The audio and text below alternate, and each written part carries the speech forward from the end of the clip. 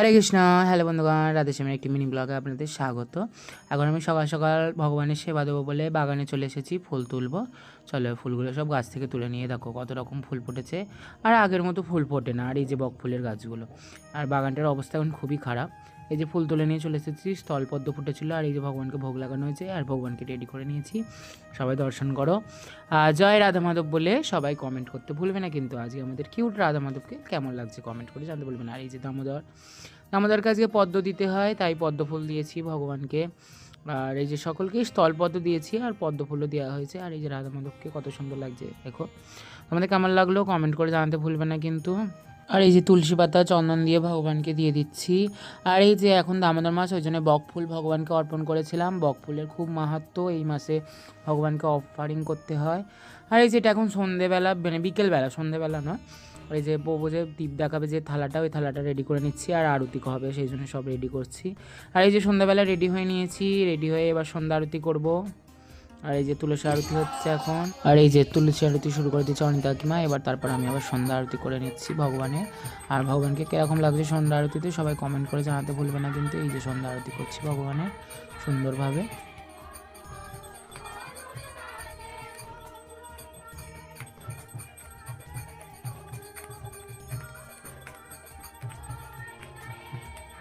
আর সন্ধ্যা আরতি হয়ে যাওয়ার পরে এই যে প্রভুরা সব কীর্তনে বসে পড়েছে, সুন্দরভাবে প্রভুরা কীর্তন করছিল রাধা মাধবের সামনে।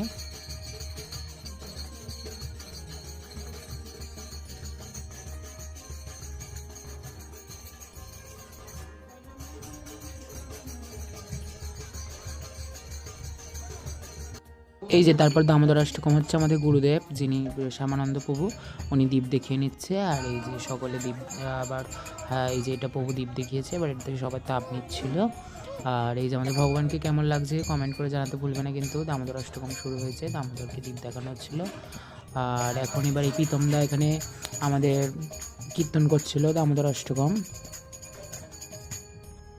এখানে সকল ভক্তরা দ্বীপ দেখাচ্ছিল ভগবানের উদ্দেশ্যে, দামোদরের উদ্দেশ্যে দ্বীপ দেখাচ্ছিল। এই যে কেমন লাগছে সবাই কমেন্ট করে জানাতে ভুলবে না কিন্তু। সকলে দ্বীপ দেখাচ্ছিল ভগবান। আর এই যে তো ভগবান দামোদরকে সকলে দর্শন করে নাও। দীপদানের সময় কিভাবে সাজিয়েছিলাম, সব প্রদীপ জ্বেলেছিলাম, বড় বড় 7টা 14টা প্রদীপ জ্বেলেছিলাম। আর সামনে 3টে পিতলের প্রদীপ জ্বেলে দিয়েছিলাম সাউথ ইন্ডিয়ান স্টাইল। আর ভগবানকে এত সুন্দর লাগছিল, ভগবানের দিক থেকে চোখই ফেরানো যাচ্ছিল না রাধা মাধবের থেকে।